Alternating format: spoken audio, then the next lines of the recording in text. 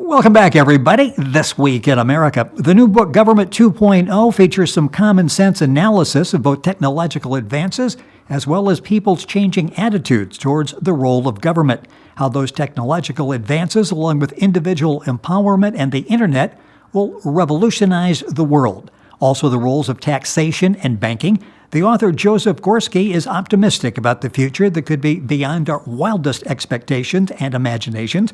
Joseph brings a diverse and thoughtful background to his writing. It started with a deep spiritual journey that continues to this day. He graduated with a business administration degree from Rutgers Newark College of Arts and Sciences. Joseph Gorski, author of Government 2.0, our guest on This Week in America. Joe, welcome to the program. It's great to have you with us today.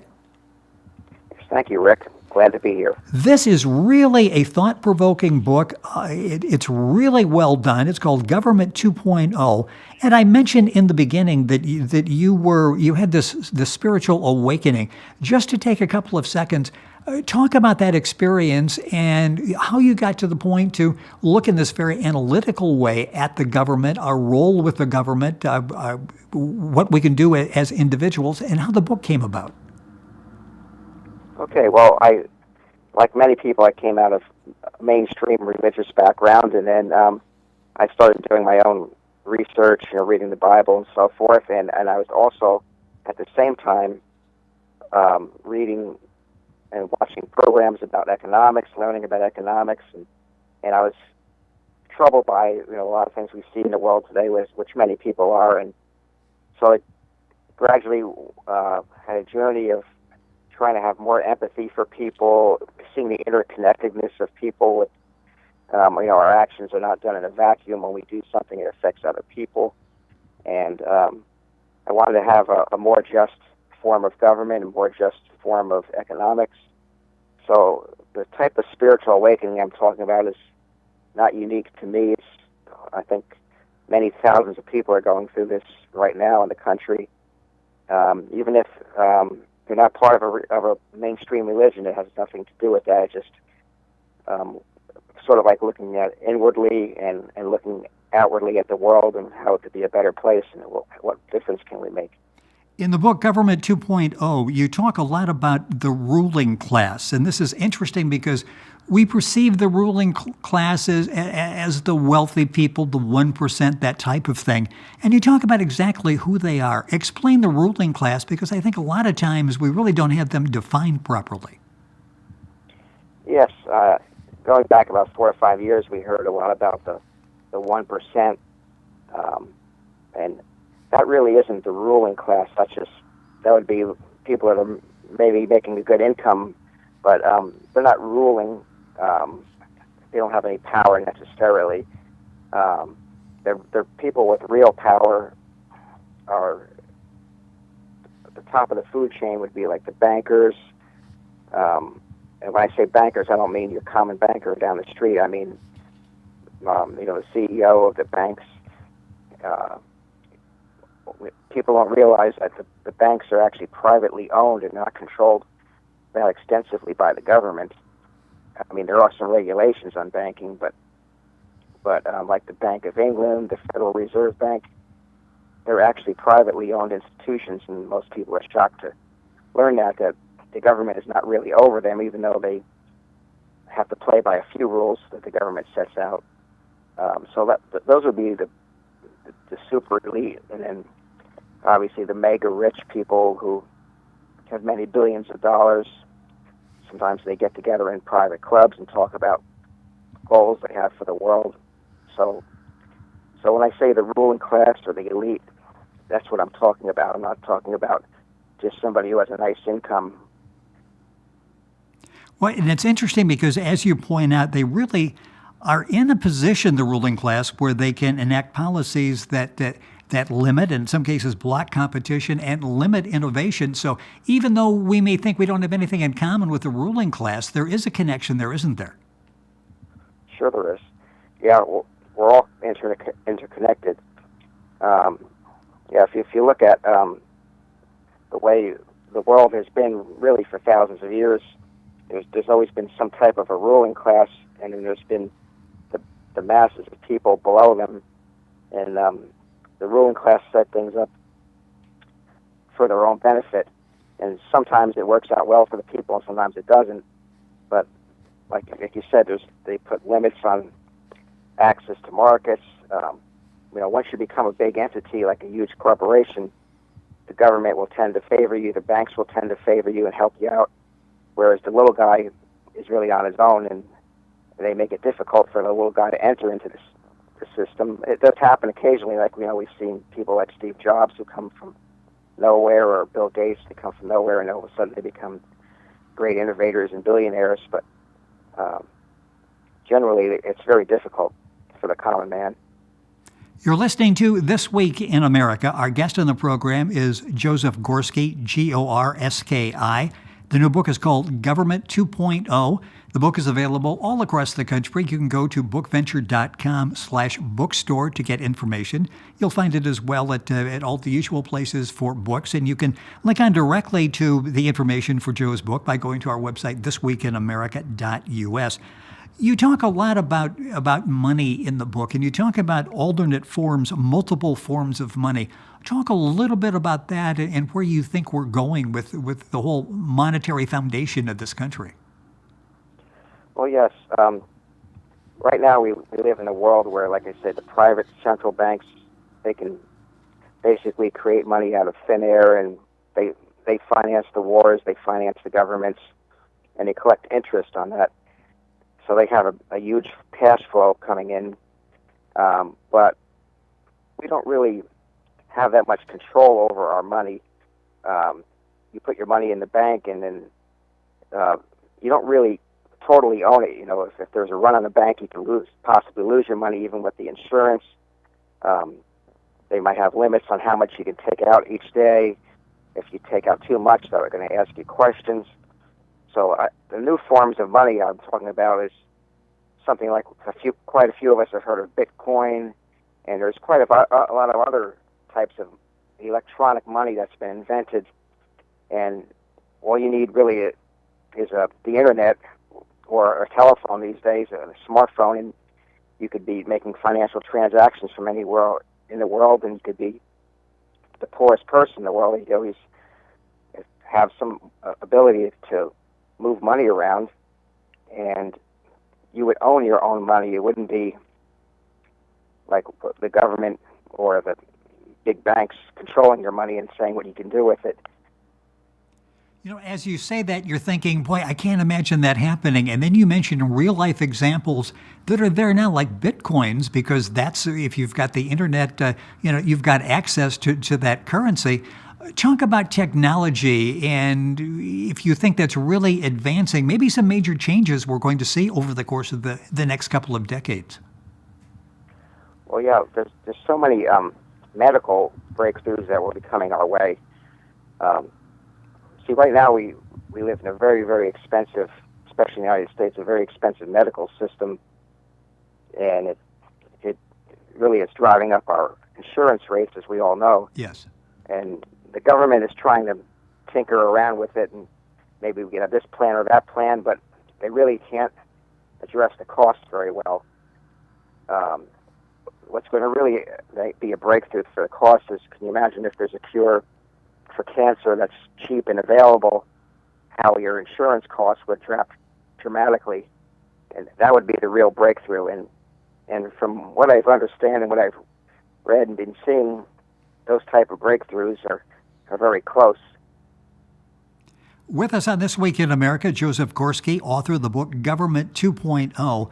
One of the areas that you talk about is the media manipulation, and you talk about the role that pharmaceuticals has in that. And you just touched on something. I'm sure there are some people who, from a business standpoint, aren't real excited about rushing through cures to a lot of these diseases, because that's big money for a lot of people. Well, sure. A lot of cancer treatments nowadays can run into several hundreds of thousands of dollars, or even into the millions for some people. And we see the huge hospitals, the well-paid staff, and a lot of that wouldn't be necessary. But yet the common man in the common business who are paying these exorbitant insurance costs would see such tremendous savings and even a better quality of life, of course, because you don't have to go through the chemotherapy and all these expensive treatments, which in and of themselves can be quite harmful. So yeah, it's quite a interesting place we're in right now, and I think we're at a tipping point with all this. We're talking a lot about taxation, and you've got your thoughts on taxation in the book Government 2.0. Talk about that, because you really feel in most cases the taxation is rigged against labor, and in many cases, a lot of the businesses. Yes. Well, think about it right now. If you want to start a sole proprietorship, you have to pay Social Security tax on every dollar. Right now, if you work for somebody, they pay half the Social Security tax, and you pay half, which comes out to roughly 7.5%. But if you own your own business, they give you a small deduction. So I think it comes out to about 13% of your profits.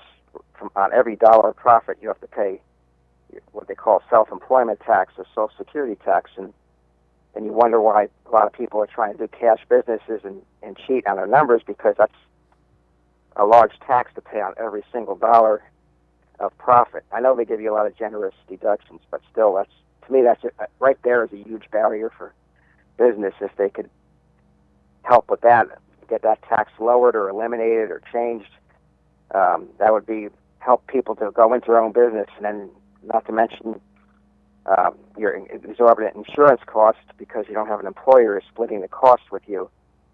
Usually the employer would pay the majority of your insurance costs. Now you have to pay out of pocket many, many hundreds of dollars per month on insurance.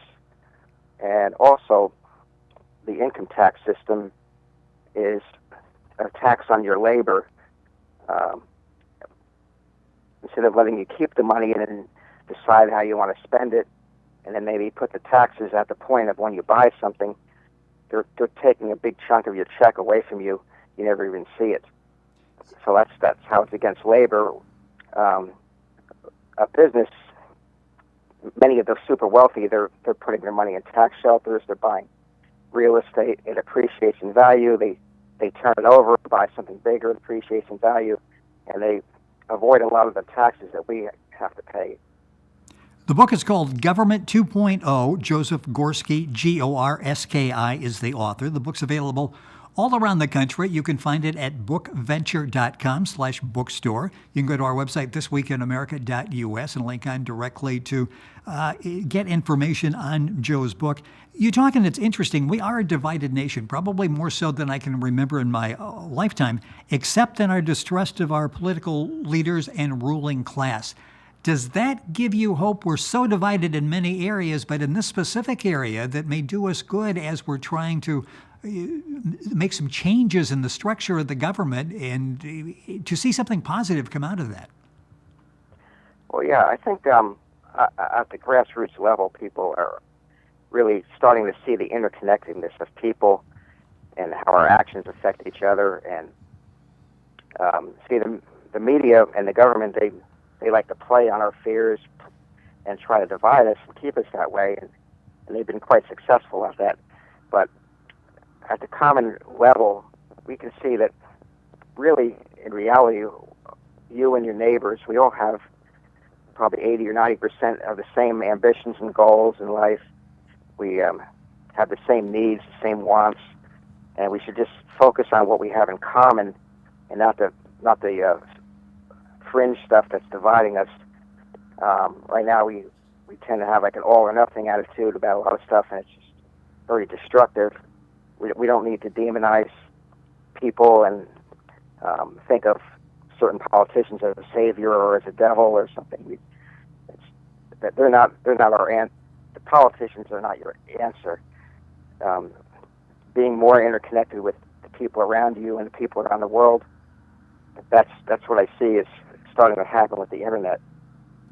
Yeah, and it's interesting. We had talked about alternate forms of money a few minutes ago, and you talk in the book about other nations looking for ways to bypass the U.S. dollar. Talk about how we fit in with the world, and if the world in general is going through what we're going through. Yeah. Well, basically, the whole world right now, the central banks are controlling the money supply, and they're both trying to weaken the money supply. They're printing more money to help finance the deficits of the governments, and they've been getting away with this for a long time now. But it's starting to get saturated with the money, and it's not really getting down to the people. And we've been seeing a great concentration of wealth going on in the last decade or so away from the people. So that's been a failure on their part. Joseph Gorski, our guest on the program. Government 2.0 is the book. A couple final chapters are interesting, and we'll close with that. A few minutes left in the program. You talk about the growing awakening by the people.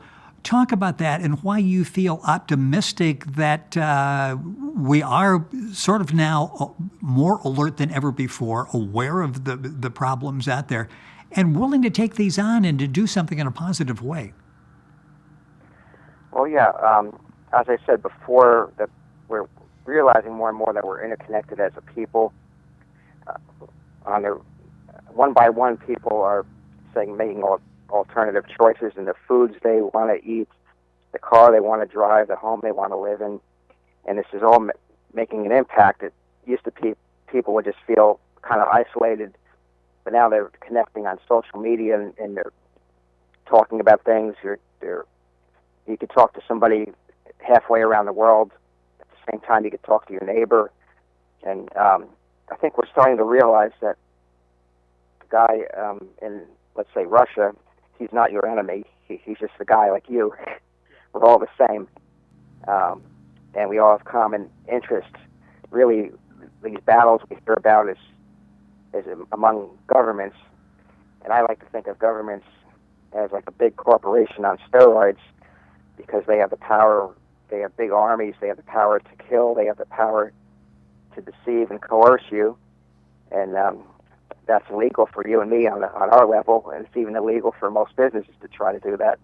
But they can do that, and then they stir up animosity. It's always been that way with wars and conflicts between nations.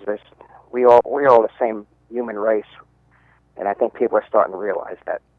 You talk at the end of the book about beginning of a new era in government. In the minute or so we have left in the program, talk about that, because you make the case that we're headed in that direction. Do you see us moving again over the next course of a couple of decades where we may see something totally different in our form of government?